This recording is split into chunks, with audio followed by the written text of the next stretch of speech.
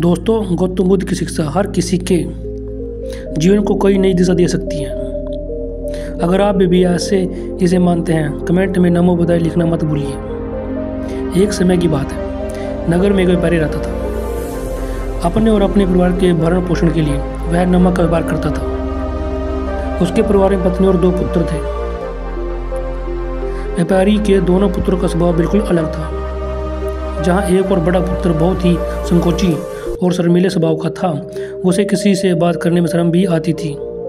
वही उसका छोटा पुत्र बहुमुखी स्वभाव वाला व्यक्ति था। वह किसी से भी अपनी बात कहने में कभी संकोच नहीं करता था। लोग अक्सर बड़े पुत्र को भला और बेवकूफ़ समझते थे। कई बार लोग उसके भोलेपन का फायदा भी उठा लेते थे और वह पलट कर कभी किसी को कुछ नहीं कहता था। व्यापारी अपने पुत्र के स्वभाव के कारण बहुत अधिक नाराज होता था। बातचीत न कर पाने और शर्मीले स्वभाव के कारण व्यापारी ने बातचीत कई बार अपने पुत्र की पिटाई भी कर दी थी। हालांकि इस वजह से उसके पुत्र का स्वभाव सुधरने के बजाय और भी खराब हो गया। बचपन से ही बड़ा पुत्र बेहद परेशान रहने लगा था। उसके अंदर आत्मविश्वास की कमी हो गई थी। परीक्षा में वह आते हुए प्रश्नों के उत्तर भी अपने डर के कारण नहीं लिख पाता था। इस कारण उसकी शिक्षा भी ठीक ढंग से नहीं हो पाई। बड़ा पुत्र जब व्यवस्था को प्राप्त हुआ, तब व्यापारी ने उसे अपने साथ व्यापार में हाथ बटाने को कहा। अपने पिता से डर के कारण वह व्यापार करने को तैयार हो गया, किंतु वह कई बार ऐसी गलतियां कर देता था जिससे व्यापारी बहुत अधिक नाराज हो जाता था। एक दिन व्यापारी किसी दूसरे काम के कारण शहर गया हुआ था। उस समय उसकी दुकान पर बहुत बड़ा पुत्र बैठा हुआ था। तभी कुछ लोग आए और उन्होंने बड़े पुत्र से कहा कि हमें तुम्हारे पिता ने भेजा है। उनका यह संदेश है कि इस समय दुकान में नमक की जितनी बोरियां रखी हुई हैं, वह सब हमें दे दो। उन्होंने नमक भी सभी बोरियों में को सहाकार मंगवाया। व्यापारी का पुत्र उनसे प्रश्न पूछने की हिम्मत जुटा ही रहा था कि वे दोनों आदमी दुकान के अंदर घुस गए और दुकान में जितनी भी नमक की बोरियां रखी थी, सबको तापे में रखा और लेकर चले गए। व्यापारी के पुत्र ने उन्हें रोकने का प्रयास किया, किंतु संकोच और शर्मीलेपन के कारण वह उन्हें कुछ कह नहीं पाया। उसने मन ही मन सोचा कि यदि मैं तुम्हें नमक ले जाने से रोकूं, तो पिताजी मुझ पर नाराज होंगे।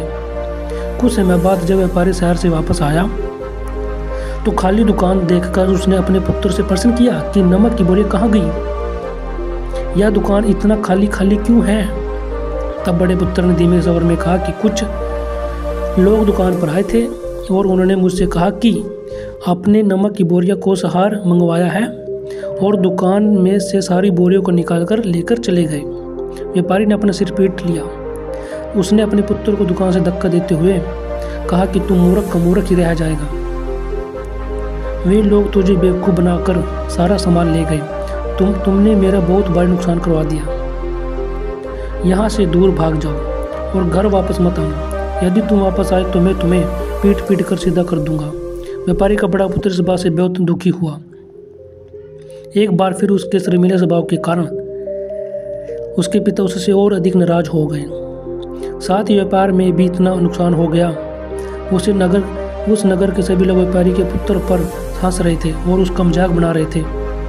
उसे बहुत अधिक शर्मिंदगी महसूस हो रही थी। यही वह समय था जब उसने सोच लिया कि अब उसके जीवन में कुछ भी ठीक नहीं हो सकता है। वह सदैव मूर्ख का मूर्ख ही रह जाएगा और इस समय समाज में यह रह रहे लोगों के साथ एक कदम से कदम मिलाकर कभी नहीं चल पाएगा।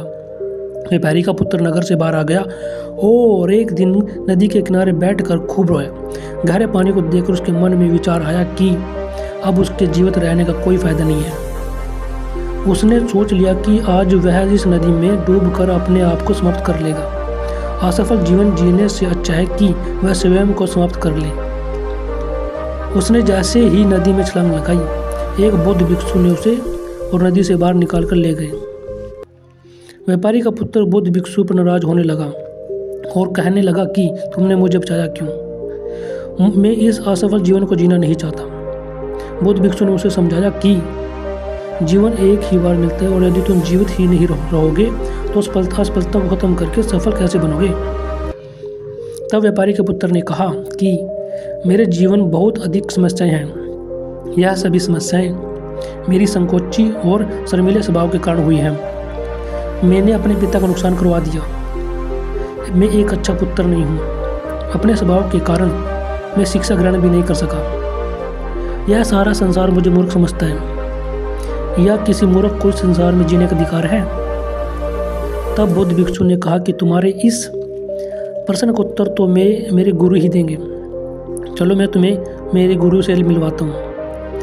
व्यापारी के पुत्र ने कहा कि वह किसी से बात नहीं करना चाहता। आज वह अपना जीवन समाप्त कर लेगा। किंतु बुद्ध भिक्षु के बारे में समझाने के बाद वह उनके साथ जाने और उनके गुरु से मिलने के लिए तैयार हो गया। बुद्ध भिक्षु व्यापारी के पुत्र को आश्रम की ओर ले गए। वहां पर व्यापारी के पुत्र ने देखा कि एक व्यक्ति पेड़ के नीचे ध्यान मगर बैठे हुए हैं। तभी बौद्ध भिक्षु ने कहा कि यह हमारे गुरु गौतम बुद्ध है। दोनों ने गौतम बुद्ध को प्रणाम किया। यह और गौतम बुद्ध को देखकर रोने लगा। गौतम बुद्ध ने उससे उसके रोने का कारण पूछा। तब उसने कहा कि अब आप ही मेरी आखिरी उम्मीद है। यदि आप मेरी समस्या का समाधान नहीं करेंगे तो मेरा यह जीवन समाप्त हो जाएगा।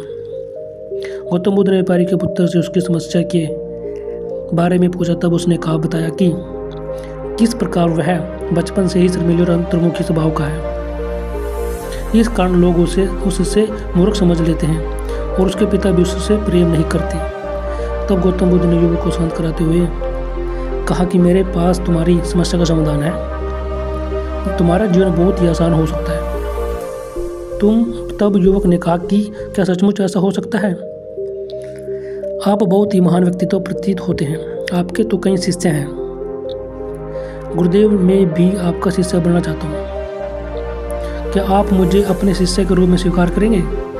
गौतम बुद्ध ने कहा कि हाँ अवश्य। युवक ने कहा कि ठीक है गुरुदेव, अब मुझे वह उपाय बताइए जिससे कि मेरा जीवन बदल जाए। गौतम बुद्ध बोले, किंतु उससे पहले तुम्हें कुछ महत्वपूर्ण कार्य करने होंगे। यदि तुम मेरा यह कार्य करो तब मैं तुम्हें कुछ ऐसा उपाय बताऊंगा जिनके कारण तुम्हारे जीवन में सब कुछ ठीक हो जाएगा और तुम्हारे पिता भी तुमसे प्रसन्न रहेंगे।